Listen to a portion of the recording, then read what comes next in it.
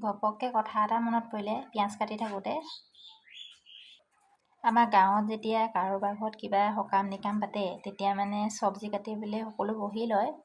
তেতিয়া মানে আমিও যাওঁ নহয় আৰু কাটিবলৈ। তেতিয়া মানে আমাৰ আইতাসকলে কয় পিঁয়াজ কাটোতে মানে চকু পানী ওলায়। তেতিয়া কয় মানে পিঁয়াজ মানে যাৰ চকুত মানে চকু পানী ওলায় তাইৰ ভাগ্যত বোলে শাহুৱেক বোলে বৰ ছাৰ বুলি কয়, দন্দুৰী বুলি কয়। কিন্তু মোৰ পিঁয়াজ কাটিলে চকুত চকু পানী ওলায়। কিন্তু মোৰ শাহুক মই আজিলৈকে নেদেখিলোৱে। মই বিয়া নপতা আগতে মোৰ শাহু ঢুকালে। কিন্তু কথাষাৰ সঁচা নে মিছা মই নাজানো, আইতাসকলেহে কয়।